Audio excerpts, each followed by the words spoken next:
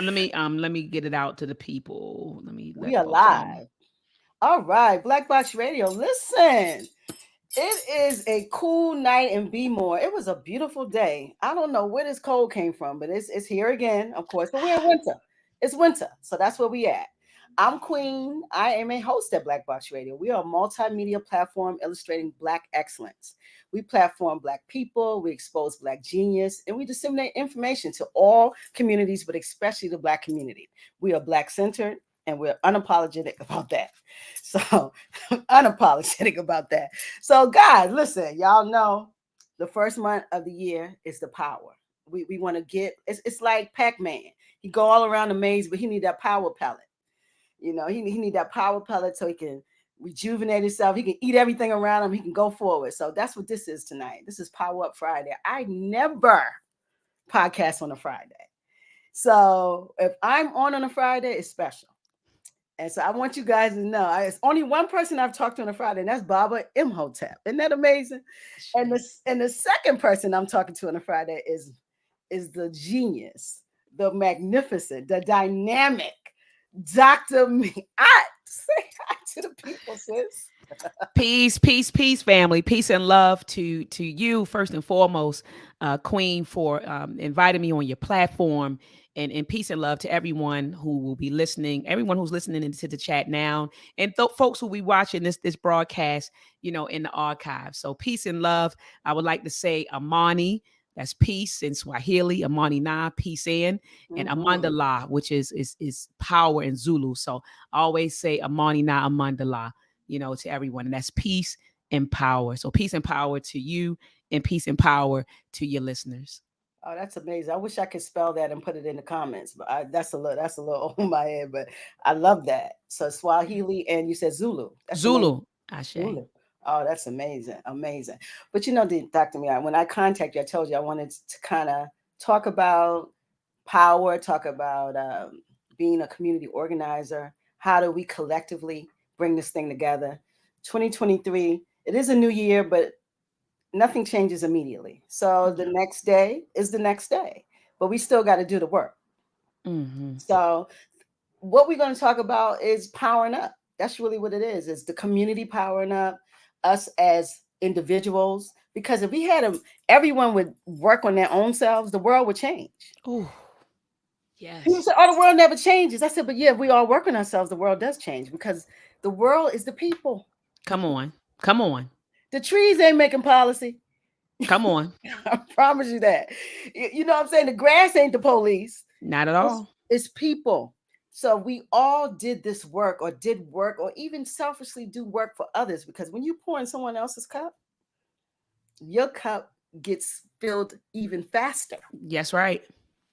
That's just what it is. That's the universe right. is going to give you more. So what I'm saying to you guys is we all got to do some intentional work. So tonight we're going to have intentional conversations. So Dr. Ma'aT, when it comes to collective power in the Black community in Baltimore, because that's where we are, what does that entail? Well, you said it. I mean, you kind of hit the hammer on the nail just soon as before. I think you already know the answer to the question, because you talked about how it starts with self first. So we always want things to change around us. We want things to change, externally, but we have to understand that things have to change internally first, right? The change has to take place within yourself. And so we want to work from the outside in, outside to inside, but the change happens inside first. And then once you start changing, then you can impact the things around you. So we always say, I want my family to be better. I want the community to be better. I want the world to be better. Well, what about you? Because literally you are a microcosm, right? Of the world, of the universe. You are a microcosm of the community. You are a microcosm of your family. And so if you want these things to change, then you have to change. That's why one of my favorite books is Community of Self by Dr. Na'im Akbar. It's a really, really thin book, maybe about 50 or 60 pages. But in that book, Dr. Na'im Akbar, who is an African-centered psychologist, conveys that you are a community. You are a community. Your ego, your drives, your will, your consciousness. Wow. You are a walking community. And so we have to get that community together first I love before that. we can get, the external community together, right? Which would be your family, right? Or Right. in your, and outside of your family, the larger community, and then society at large, right? So you have to work on this community's first. And so that's why I love that book, because it helps you to work on self first. So we want the revolution to happen, but we have to understand we want the revolution to happen around us, but we have to understand that the revolution happens within us. It takes place within us first. So that's why it's important to read books like Community of Self by Dr. Naeem Akbar, and books like Breaking the Chains of Psychological Slavery by Dr. Naeem Akbar. We have to get this together. We have to get our Yes. minds together, right? Our minds and our spirits together first. And then we can start impacting, things around us once we make those changes. That right there was it. Community of self. Because it all starts with self. And I love that. I even thought when you were saying, like, we're so visual. And you look at someone who's blind, right, sis? Mhm. They're using all their other senses. They tap into so many different things to go for. What if we couldn't see what was going on, other people could do, and what you should do? What if we all were blind? Will we tap into something else? Will we tap into our heart? Will we tap into to our ego, to our pride? Will we deal with those to try to go forward to make the community better? But because we can see other people, and we can see what this one's not doing and Mm. what that one's not doing, do like blind people do. Tap into something else, because you don't have Mhm. your eyes. Mhm. You get what I'm saying? Absolutely. It's like self is it. If everyone, like I said, would just say, okay, this first quarter of 2023, I'm gonna start one thing. I'm going to about self. I'm gonna dig into one thing, and 4 quarters of this year, right? Mhm. So you saw 4 major issues inside of self. The Mhm. world would turn. The world would turn differently. Absolutely. Absolutely. And Queen, look, you mentioned earlier, you said Baltimore, right? So I Right. said the self first. So, for example, there was a gentleman, and peace be upon his soul. He was only about 56 years old, and a young man, about 26, 27. They were murdered at the gas station at Northwood Shopping Center, right? Which is right across the street from Morgan, Absolutely. right? Yeah. And so we went out there for a rally. I believe it Saw was that. the nephew. I think it was either the nephew, Jamal, or the grandson who organized the rally. And so everybody's out there like, shut the gas station down. This is where they congregate, and this is where they sell drugs, they sell paraphernalia. Shut it down. And so I got up there and I said, yeah, I mean, this, absolutely. I mean, this is a breeding ground for violence. And anyone that's coming to this gas station, if they're being violated, yeah, let's shut this place down. I said, but where's the self accountability? Because I said, once you shut this down, they're going to find another place to congregate, and then they're going to find another place to congregate. So the solution can't just be to shut down the gas stations or shut down the businesses. I said the change has to come within. So we Mm. have to make some changes. We can't just shut down the BP gas station and Yep. and, and the violence will get that will rid the community of the violence. No, we No. need to address the root of the violence in the community. So I told them that was just a band-aid. Yep. When you say, well, let me shut the gas station down, or let me shut down the bar, or let me shut down the convenience store, that's just putting a band-aid on the actual problem. What we need to do is Absolutely. get to the root of violence in Absolutely. our communities. And the root of violence really is, lack of resources, lack of opportunities, broken families, self-hate. And see, we don't want to dig through that stuff. That pile Yeah. is too deep. So Trauma. we just, We yeah, don't the want. We don't trauma. We want don't want to none of talk that. about that. We don't want to talk about that, No. why these people are actually committing violence, and while you have people, an element in our community who don't respect life. Nobody wants to have that conversation, No. right? So we just want to put a band-aid on things. And this is no disrespect to those brothers, and sisters who are out there, advocating for the gas station to be shut down. But what I'm trying to convey here is that it's deeper than that. Is Yeah. deeper than that. And it starts again with us changing as a community, changing the culture in our community, getting out there and patrolling our communities, changing the culture in our communities, protecting the men, protecting the women, protecting the elders, protecting the children. You understand, going out there and talking to our brothers and sisters about violence and ridding. So it starts there. It can't just be, oh, let me shut this business down. You know what I mean? So that's what I don't want to, stomp on anybody's efforts, but it starts again. All of that stuff starts with self. So if we want to change Baltimore, and I think we're almost at over 20 murders already. It is just the beginning of the year. I think we already surpassed. 20 days in. We 20 days in, and I think there has been at least over 20 murders. I'm aware of an incident that happened at Emerson High School, like right across the street, at the shopping center.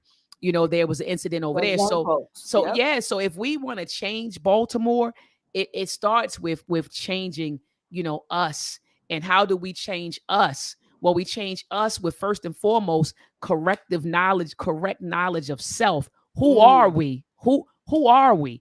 Can you imagine if our children were taught to see the divinity or the divine in them?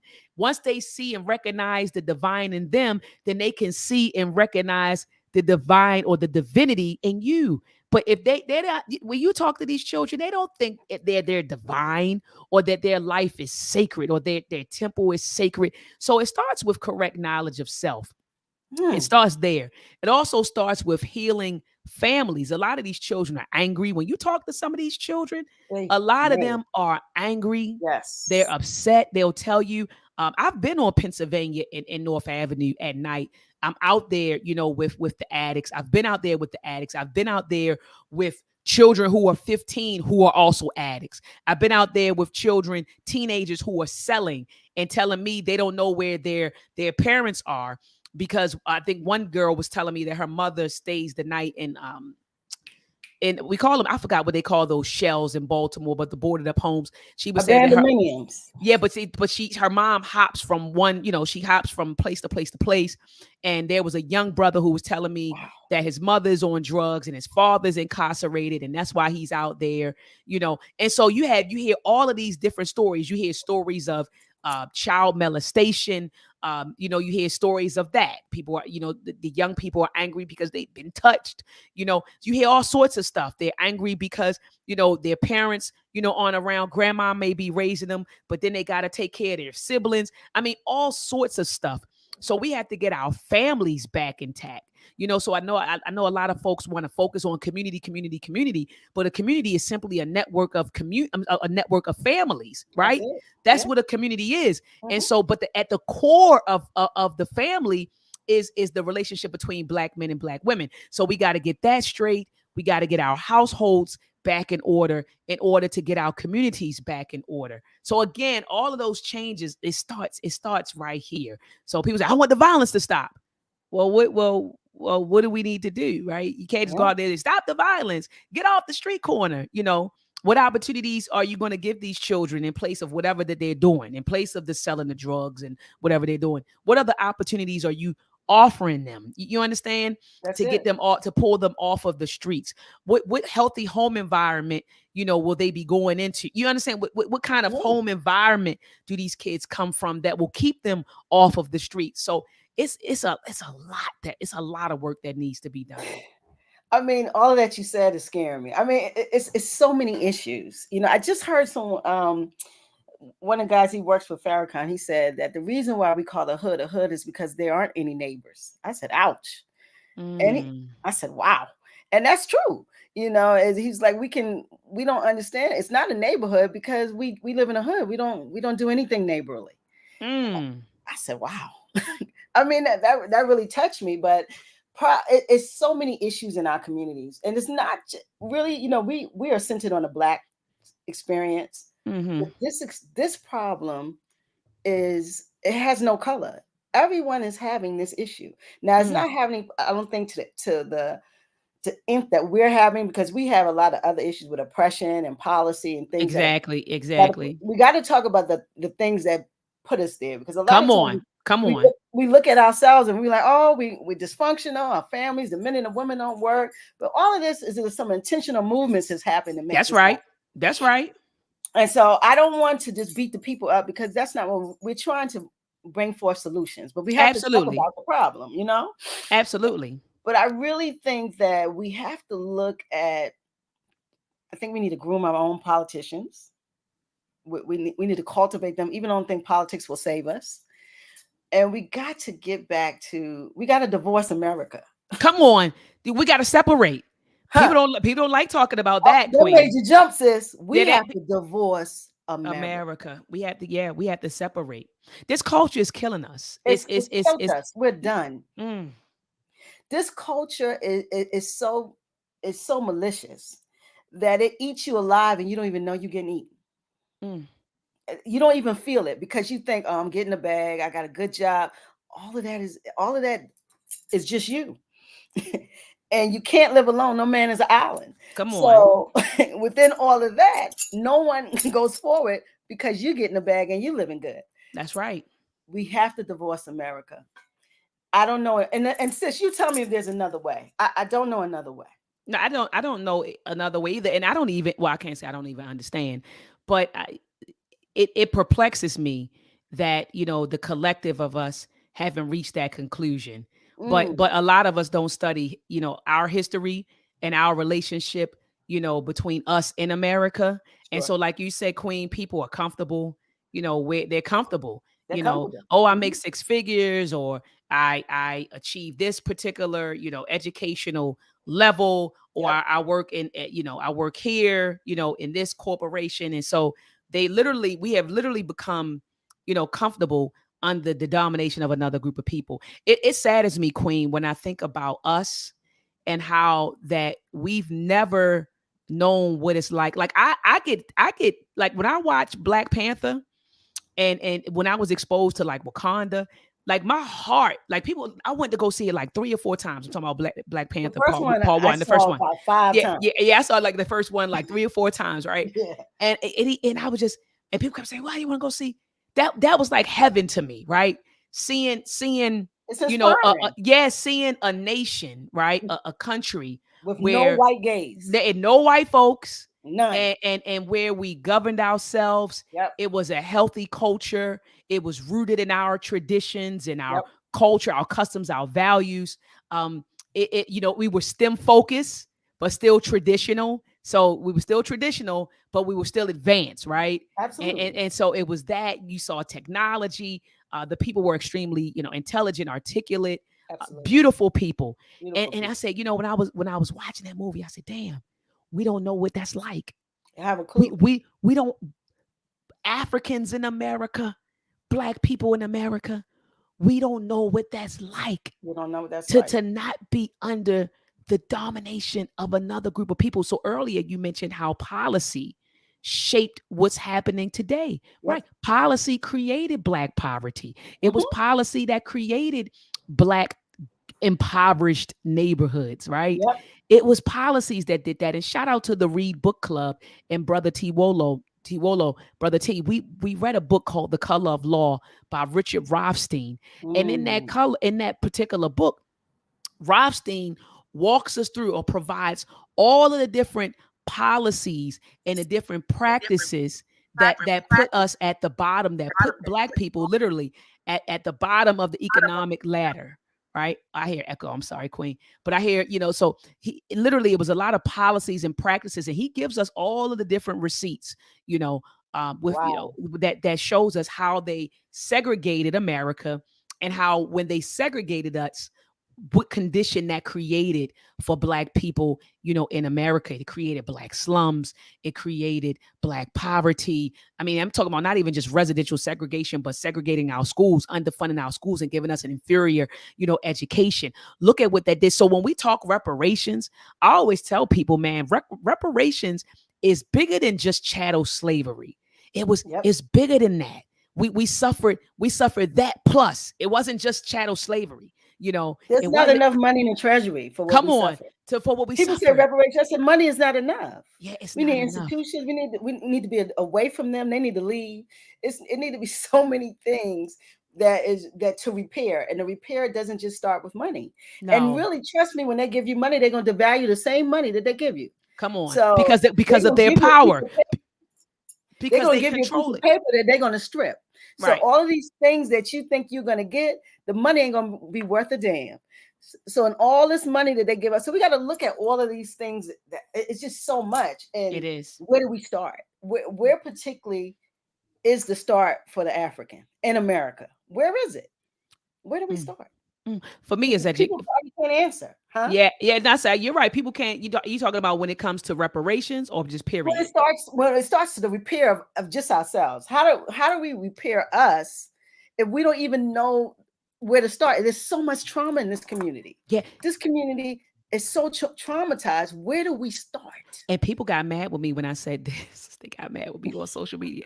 I said, close the churches and put an African-centered clinic, mental clinic. I said on every corner. Amen. Oh, how Amen. you go? Oh, one pastor. Oh my goodness, Oh, I'm he looking came right for at you. him. Yeah, it was the one pastor. He was he Oh, was he came mad for with you. me. What you talking about? What do you mean? You want to close? Yes, we need an African-centered mental clinic, a clinic, The right church is there. like And dope to our community. yeah, It it makes it is. high, and we do that. I'm showing you what that's what the church do. Because anything that tells you you're not great, but if you're great, it's all these fear-based principles that you have to adhere to. Because fear and God don't occupy the same space. Come on, it doesn't. It does not. So if you're starting and you can't do this and this is that and that is that, to go to a place that you're not sure about, then we got to talk about something different, because we living in the now. Come on. And how do you live to your highest potential in the space that you are? Or you Oh. don't live and then you wait to go someplace else to live? If I was God, I'd be like, you can't come because you're too sorry. I don't want to, because where I had you, where you could have been free, you did nothing. So you're not doing nothing up here. That's what I would say. Wouldn't you? Absolutely. You have not repaired, and you can repair yourself here. How are you gonna come here and take care of heaven? You won't be able to. You're not Ain't no equipped. You're not police, equipped. You're ain't not none of equipped that. to it. Right. You're not equipped to do it. You're not equipped to do it because there's no police, there's nobody to keep you in line, there's no policy, right? So if you all of this stuff here and you can't even fight for you, what are you gonna do when it's a free society? You're gonna kill everybody. Ashe. So it's just really hard to define, but I know that we have to start the conversation. Absolutely. And it starts with healing. And I remember when actually he's a doctor now, Dr. Asar Winkler, shout out to him and the brothers at Temple of New African Thought. Dr. Asar used to always talk about healing, and at that time, I was on my nation building kick. So I'm still like, we got a nation build. We got to build schools. We got to build institutions. And he used to always say, we got to heal. Brother Marcus Sankofa has a series that talks about healing through history. So knowing our history and using that as an instrument of healing. And Dr. Asar has his, I believe his PhD in psychology. That's what I believe. But his number one thing is healing the mind. Healing, because we can't build a healthy nation with sick people. And we've been traumatized. So we look at Black folks and we say, oh man, look at what's going on. Well, why she act like that? Or why is he doing that? We are traumatized. We are a traumatized people. And we see triggered behaviors in community. Come on. That's what we see. Triggered behaviors. Absolutely. And so we got to heal. If we're going to talk, if we're serious about nation building, we got to heal the self. We have to heal the self. And I'm speaking from, a personal position, just being candid with you. I had to do a lot of work on myself. I didn't realize that until my early 30s, until I was about 32. I didn't realize how much childhood experiences shaped my adulthood. The way my relationships with people, my outlook on people, particularly men, and just being candid. Not realizing how, having daddy issues impacted relationships that I had with males. Not understanding how neglect and abandonment issues played out in my adult relationships, whether intimate or platonic, and doing the necessary work to heal from that. So fast forward almost 10 years later, I'm in a totally different space, but I had to do some work. I had to do some introspection and begin my healing journey. So, but there are some people who don't even realize, the need to perform introspection and to actually do the work. And so that's why this is an important conversation. You talk about power. We need to take back our power by healing ourselves and becoming powerful. You understand what I'm saying? Before we can, I want to empower the community, but you're a broken individual. I say it again. You're a broken individual, and you're running out here. You want to empower the community. You want to empower your family. You want to empower, your family and the community, and that's great. But you have to get self together first in order to do that. And I know it's a hard conversation. It's so amazing when you said the daddy issues and how it plays out, because this is sister talk. So y'all gonna hear some sister stuff. So how it plays out when you don't have your dad. But I had my dad. But let me tell you what plays out with the women who I had him. It was a dysfunctional relationship though. Oh, so yeah. Okay. He was alive. My dad was in the house. Okay. He was married to my mom. I saw him every night. He was present. So I had that. I'm a blessed woman. I had a man in my house all my life. Right. But then when you come out in society with broken men, you come from a dad, you get abused because you're not used to men like that. So it's so scary that even when you have it, you come out to these broken men who did not even have maybe a mother or a father, and you're not used to that. You're naive. You get in relationships and you get traumatized by just having a regular household. Do you get what I'm saying? I agree. I hear exactly what you're saying. So that's what kind of happened to me. Is like I had a regular nuclear family that most people didn't have. So when I came out, I didn't see the triggers of some of these men who weren't right. So I got abused in the process just because I had what I was supposed to have. Wow. So that's what worries you. If the community is not together, even the ones who have the good household, they come out in the community and they do the same thing everybody else do. That's true. Because the community is important too. Yes, absolutely. Your important, but your community is important. You say, oh, he had a mother and father in his house, but he living in the hood where all of the trash is at. So he come out the house to get in the trash. So when I heard you say that, that's real.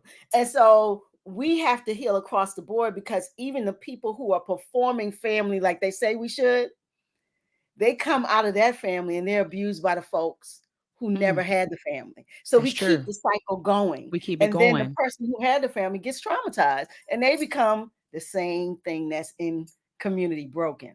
It's scary. Facts. It is scary. It is scary. No, it is scary.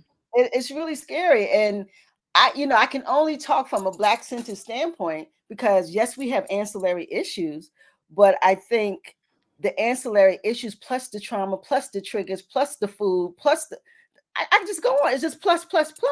Yeah. We are miracles. That's what I want Black folks. We are. We are miracles. Are we not, sis? We are. Absolutely. No one else could have gone through what we've gone through and survived. We survived. They wouldn't have made it. They wouldn't have made it. Look at what happened to the Native Americans or the indigenous people. Some people say we're indigenous, but look at what happened. They was wiped out. You go to some of their places. Yeah, you go to some places, the Arawak speaking people, they got wiped out completely. And so like no one would have gone through what we've gone through and survived. So like you said, I think that they're surprised that we survived. They didn't expect us to be here, Queen. They thought we'd be extinct, but they don't understand. Let me throw some signs on you. The primary gene, you can't kill. Come on, say it again. Say it again. The recessive genes, y'all all can stand in line, but the primary never goes away. No, because if the primary goes, you go. Let's be clear. So and it's so scary that we humans don't love and don't know history, that we're all coming from one space.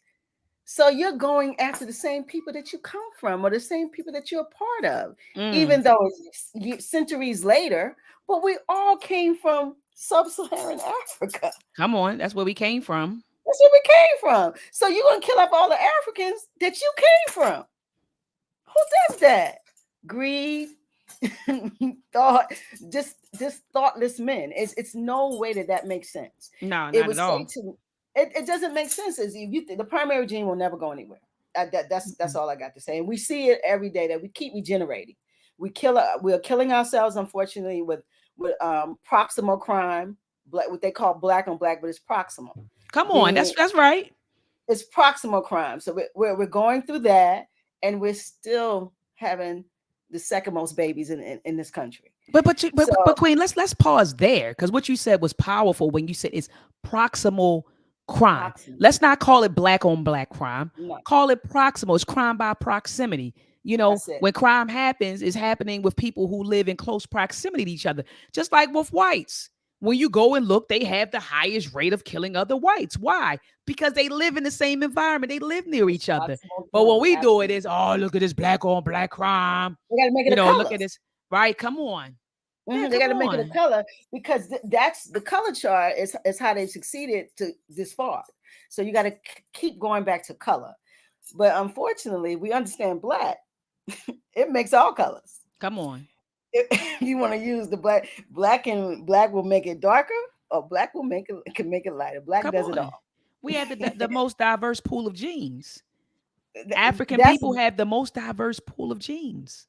So like you said, we make all colors. We have to walk on it. We got to tell our children. I think a lot of times, the school, you're an educator. It's one thing I want to talk about too. This educate, because school was never started to educate. Let's be clear. School was a place. The indoctrination camp. Yeah, children were held so mothers and fathers could work. That was Rockefeller's joint. Was, listen, you go to work and we had this daycare or place for school, but then they said they had to put a system around it. So now we see the system of what they call public school education. And you cannot pour greatness into people if you want to control them. So you can't. Yeah, Dr. John Henry Clark said that your oppressor's not going to educate you for power to be a powerful people. That's what he said. He wouldn't do that. I mean, Malcolm said, if you don't treat me right, you can't teach me right. Come on. So that's what the brother said. So the question, what should we homeschool our children?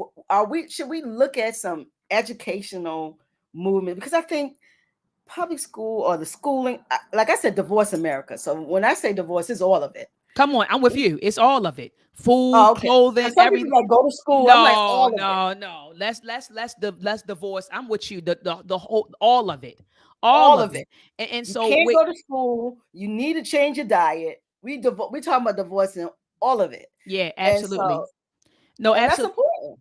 Absolutely. And so as far as the education goes, there was a movement that took place for decades, African-centered education, that's been a push, and salute to people like Kwame, Akoto, Baba, Hannibal Afrique, people like that, Dr. Francis Cress Welsing and others. There's been this push, for decades for us to educate our own children and to give them what we call an African-centered education. So one that is concerned with who we are, right?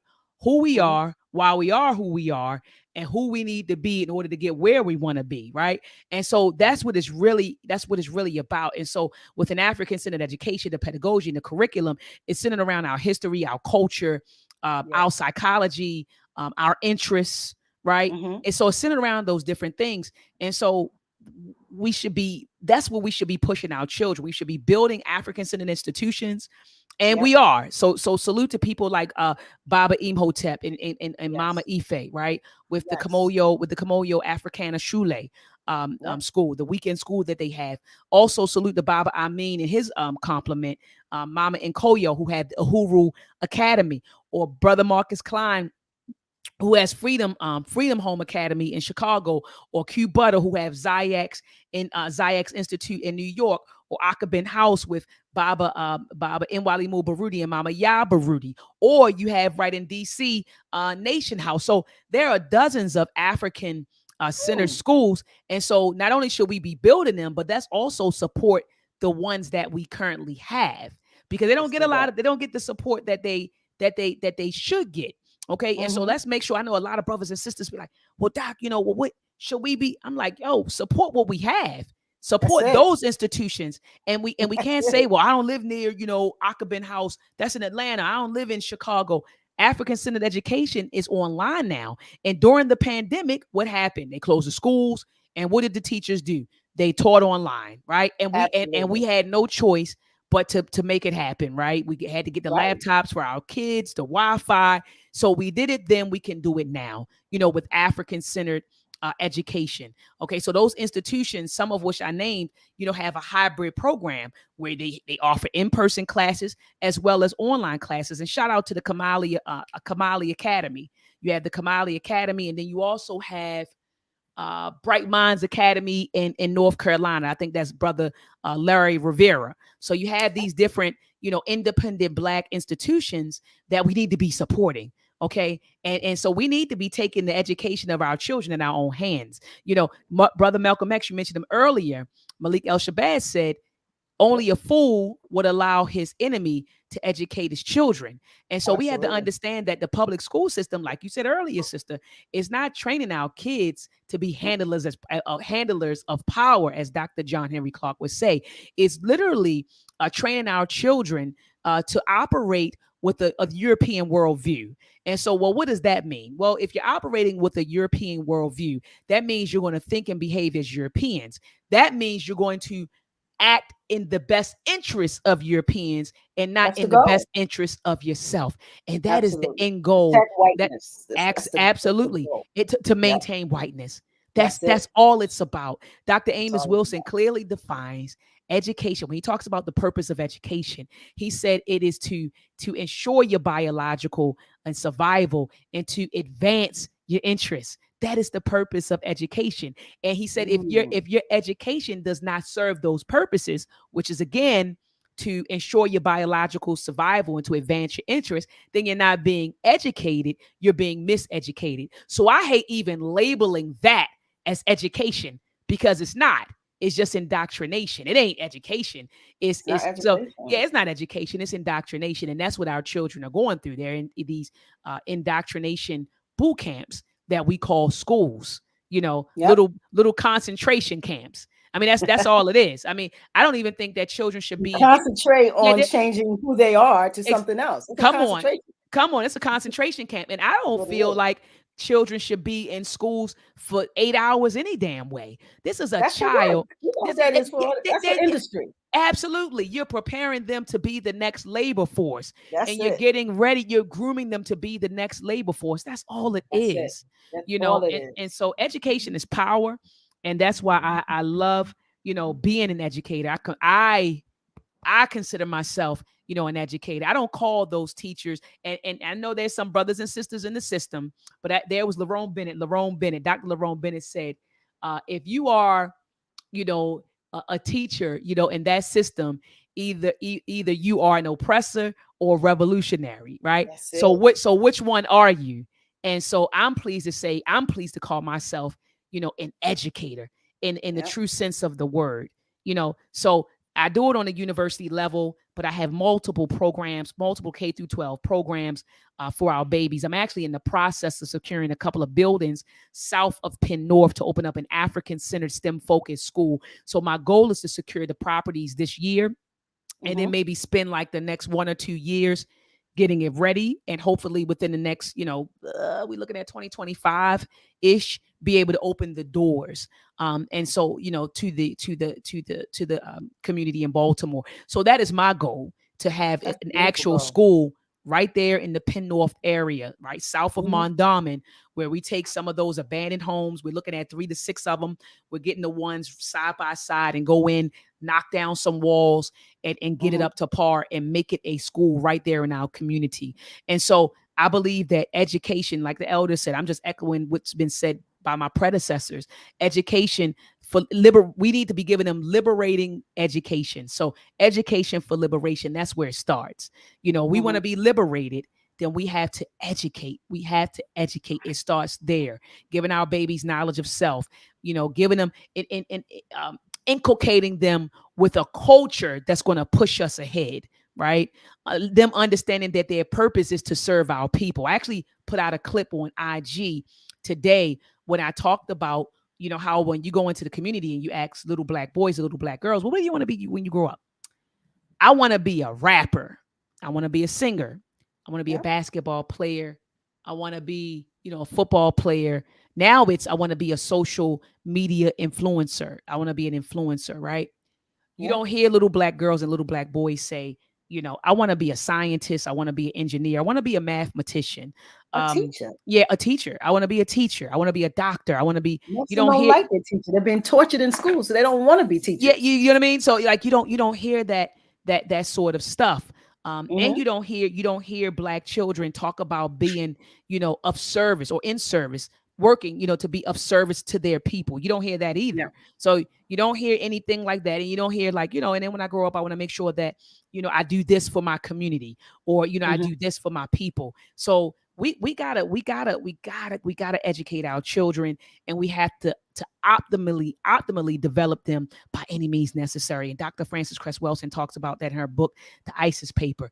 We have to educate our children, and we have to develop them optimally. I want to use that word, optimally develop Absolutely. them. She said at Hmm. all costs, because our future depends on it. So if we're really serious about our future, then we should be grooming our children. We should be serious about that process of rearing, not raising, but rearing our children, if we're really concerned about the future of black people, because they are the future of black people. And so we're not developing them optimally, because we are developing them. A lot of children are being maldeveloped, but if we aren't Yeah. optimally develop them at all costs, then the future of the black race is going to look very bleak. Of course. But you know what? I love what you just said, and I want to say salute to that, and especially the STEM school. I'm a scientist, Oh, so beautiful. I absolutely believe in STEM all day long. But That's anyway, great. I wanted to say when you said that, because I hear so much, even when I was young, I heard Mhm. development of young people, developing kids, but what I do see is we do need to do that. That is the most for our future. You're like you said, is optimal. But we develop children that go home. I know you're gonna say. I know. You know it's coming. I know it's coming. Yes, you know it's coming. We're developing greatness with children, and they going home to two trash buckets, or Yeah. or a family of generational trauma.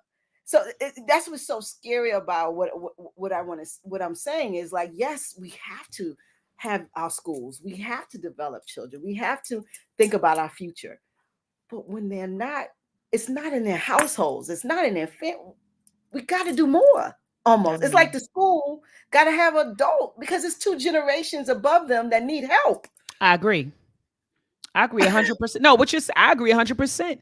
Like the educational institution has to be aligned with the culture and ideology of the home. If not, it's going to Absolutely. be it's going to be a disconnect, because educating the whole child, you got to, like you said, it's not just us. It's the parents, it's the family, it's the community. All of us have to pour into that child. And so you Absolutely. don't want to have us, we're pouring African centered values into the child, and African centered, ideas and philosophies into the child. And then they go home and And somebody's they sitting eating there. pork. Right. Come And on. they There we eating go. pork. And, Come and, on. and they up all night, no study. What do Facts.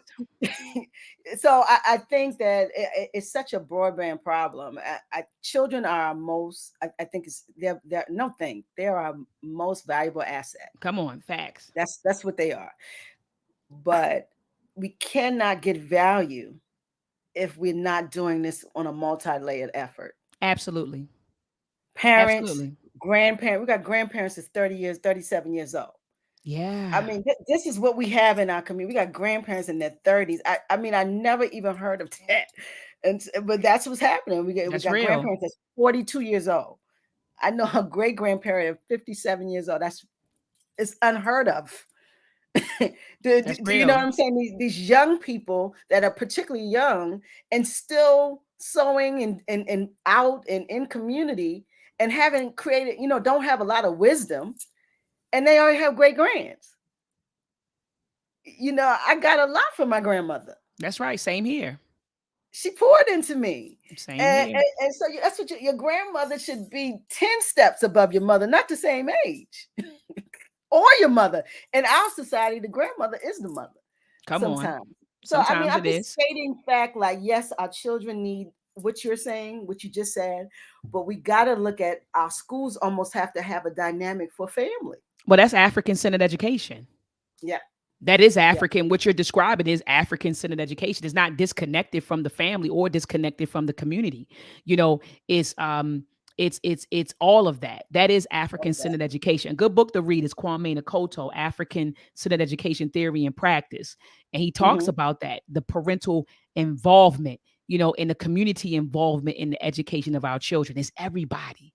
It's everybody. It's family. It's community. It's you, the instructor. It's all of that. It's cooperative learning, even the children, all of that cooperative learning, intergenerational learning, all of that Mm-hmm. stuff is a part of, you know, edifying our young people. What's the name of that book? I'm writing your books. African centered what? African-centered Education Theory and Practice by Baba Kwame Nkoto. He's an ancestor now. He became an ancestor a few years back, but he wrote a book called African-centered Education Theory and Practice. To the book. So that's why books are important. Because the greatness can go forward as an ancestor, but you still got that book. Absolutely. And that's a way, and that's what I love about our ancestors. They wrote things down. So you look at our ancestors in Kemet, they wrote the, you know, as Baba Ashwell Kwesi calls it, the books in stone.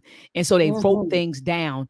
And even people like Dr. Ben, Dr. John Henry Clark, Dr. John Jackson, Dr. Francis Cress Welsing. So all of them wrote things down. And so they have immortalized their ideas. You know, they have literally, you know, immortalized their ideas. And so we can They talk still about live. their ideas They now, still even though living. they, even though they have, you know, transition, we can still talk about their ideas because they wrote them in books, you know. And now we're doing this. Now we're doing this with platforms like BlakBoXX Radio, you know, having That, these discussions and putting them that's out the there. modernization of There, knowledge. there we go. We're modernized, and it's just like when you said the history, they put it on tablets, on stone.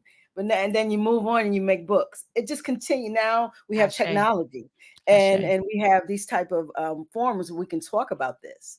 So but I think a lot of times is our focus is on entertainment, and we're so busy dancing, jigging, and drinking that we're missing we're missing everything in society, and our families Absolutely. are falling apart. We got and you know, Dr. Doss said something to me. He said trauma loves trauma. It does. You know, and that has stayed with me for forever, because it's the truth. The trauma seeks trauma, and it loves to be it loves to be entertained, you know, to do other things than to deal with the trauma. And so Absolutely. that's what we see in society. Everybody turning up. You know, if we had an entertainer on here, we have 50 million people watching us. You Oh, know what I'm saying? or if you and I were going at it and cursing each other out Oh, and everything like and you get what I'm gosh, saying? If we were yeah, cursing each other out and throwing, you know, throwing stuff around and going crazy, you know, the yeah. If we chat had room that will zip be, down, and we could see some breasts, or come you on, know, yep, nudity, we'll be good violence, right now. like And that's the problem. We got to look at our own selves, that of the trauma. things that we want to digest, Come the on. things that we're eating, not just food, our environment, where we go, the people who are around. We're consuming trash. Absolutely. Garbage, And we, toxicity. oh, it's almost scary. And that segues in, because we sisters. So we got to talk about, if you want a powerful community, you have to have powerful sisters. Come on, but the brothers get mad when I what did the Listen, nation say? The nation I'm can gonna only have to rise. say it for them. Come on, the nation can only rise as high as it's what? It's Women. women, because it's the woman that gives birth to the nation. And not only does she give birth to the nation, the child takes on the mother's culture. So men, this is not to minimize the role of a dad, because when It you is. say that, men, you know, my brothers get upset. What are you trying to say? I don't influence my child. I'm not saying that at all. A child needs both. A child needs mom, a child Yep, needs dad. But let's absolutely. understand that the mother will be spending more time with that child. It'd be more of a Absolutely. bonding period, especially if she's breastfeeding.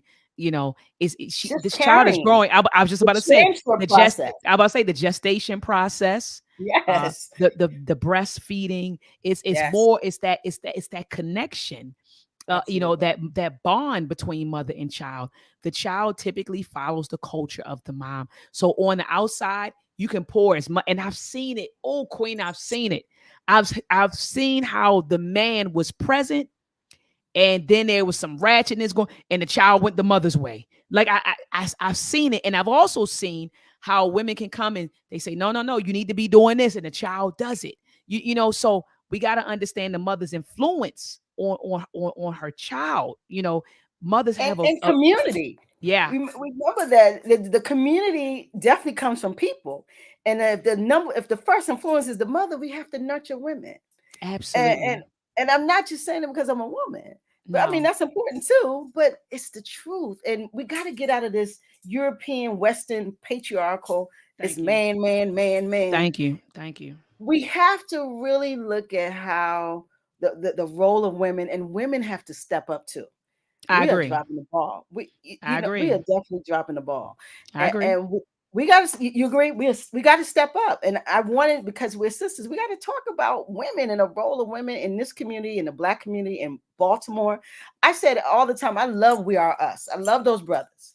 I love that they go out and walk through the neighborhoods, and they bring different resources to neighborhoods every Monday and Saturday, whenever they're doing it. I appreciate that, but crime, the disconnect that we see, only women can solve it.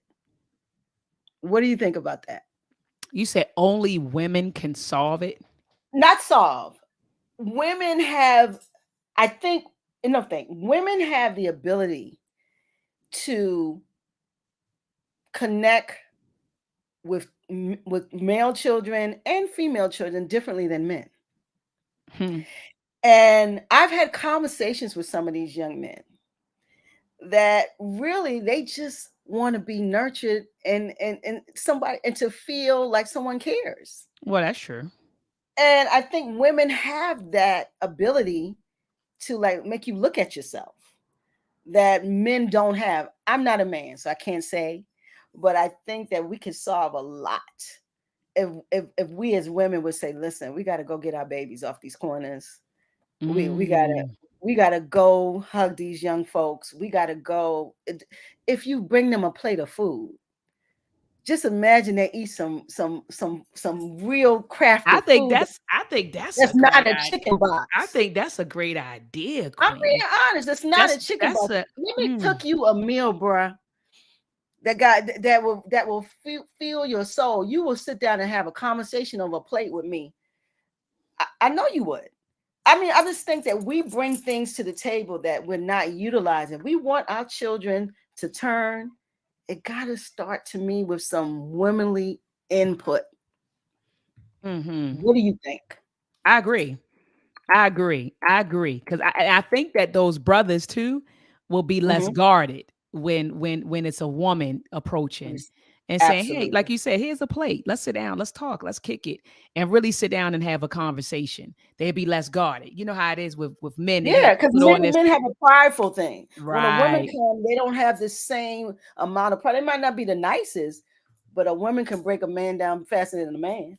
Oh yeah. I'm because that's just how it is. We have that connection with men, young boys, and when you have a male child, my mom loved my brother Mhm. to love his dirty toes, but made me do things that he didn't have to do. You know what I'm saying? Women love their boys. Yeah. They always say That's women, we love our boys and we raise and our raise the daughters. girls. That's it. That's it. And so when I say Baltimore, I was like, man, we women need to start taking some plates of food and sit these kids, these young boys down and talk to them and like, listen, it's more to life than this. Mhm. But I don't know if that's ever been tried. I I don't don't know. know, but I would definitely like the brothers to be a part of that process just to make Yeah, I think they sure should that be. the women Yeah. who go out there, are being protected, first and Oh yeah, you foremost. got to have them for Yeah, protection. You yeah. absolutely got to have men for protection. But I think that guard that they have at the door it evaporates when a woman walks through the door. I say, yeah, I could agree with that. Absolutely. That's what I think, especially with a nice plate of food. Gee, Oh yeah, who don't want some hot vittles that everybody taste would. good? Absolutely, That absolutely. tastes different than the chicken box. No, so absolutely. so power. What would bring power to Baltimore Oh my on goodness. a nominal sense, like tomorrow? What can we do to stop to slow these 20 murders down, to slow this activity that we see going down? How can we change it? Again, I think that it kind of it kind of goes back to what we were saying, starting So, with that inner work. And so, and then mm, I also want to define power too. So we say okay. that power is the ability well, Dr. Wade Noble said this, that power is the ability to define reality and have others accept your definition. So that's power, right? To be able Wow. to define reality and have others accept your ability. I'm sorry, to define Your reality position. and have others accept your definition as if it were their own. So that's my mistake. So that's Dr. Wade Noble's, right? Dr. Amos Wilson in his book Blueprint for Black Power, he gives like several definitions for power. But Hmm. I think the power comes with taking control of self first, period. Taking control of self first, defining your reality first, right? So Kuji Chagalia, a principle that we celebrate doing Kwanzaa, the Nguzo Saba, right? To Hmm. define for yourself, create for yourself, speak for yourself, right? So that part, so you say, how do we bring back power in Baltimore? Well, we have Hmm. to empower the people first, right? The Good. power the individual. I can't bring power to Baltimore if we don't empower the people, The because people. Baltimore is the people. So the Absolutely. people, the people must be empowered. The people must be inspired and motivated to take control of their reality, his or her reality, to define it and to want to move in the Yeah. best interest and to want to move in the best interest of themselves. That's how we could bring the power back. We got to empower the people, but you empower the people through education, through skills, through making sure everyone meets their basic physiological needs. How about that? Mm. So a lot of us will say, let's give them the knowledge, let's give them knowledge. But who cares about the knowledge if you can't feed yourself, Uh, clothe yourself, if you don't have any shelter? So we need to. So you have that Maslow's pyramid of yeah, the hierarchy math of lab. needs, right? Yes. And so the tip of the pyramid is self-actualization. Well, the bottom or the base or the foundation of it is your basic physiological needs, right? Food, And clothing, we're and not meeting shelter. them. And we're not meeting Absolutely. them. So let's make Absolutely. sure you're talking about empowering people. Well, let's make sure first these people have what they first need: food, clothing, and shelter. They also need safety, right? Protection. They also need a sense of belonging. They also need love and affection, right? Then we can Right. begin to educate and move into self-actualization and things of that nature. But that's how we start empowering. So we got to start with the individuals, as I stated earlier. The individuals start there by empowering the people, empowering yourself, but making sure we have our basic physiological needs met: food, clothing, and shelter. Making sure that we are protected, making sure that we have a sense of belonging, that we're loved, that we're cared for, right? Then we're poured in the knowledge of self. Self knowledge is now poured into you. These skills are poured into you. These opportunities for you to flourish are presented to you. Then you're now in a position where you can actualize. I look at a lot of these celebrities, and I got to get ready to go, Queen, in like 2 or 3 minutes. But I look No at these problem. No problem. celebrities and I compare who they used to be. So, for example, you look at Jay-Z, right? And you look at his life. I know. I'm just telling you what I see in certain celebrities. Okay. It could be a Okay. Jay-Z, it could be any of them. So I'm talking about the ones who came from nothing, right? Sure. So your Jay-Z, your Nas, is whomever, right? And then I look at where they are now and their mentality, and they sit back in interviews with their legs crossed, and they have this they sit back in interviews, their legs are crossed, and their whole thought process on certain things have changed, as opposed to it's almost diametrically opposed to how they Used to used to be. think.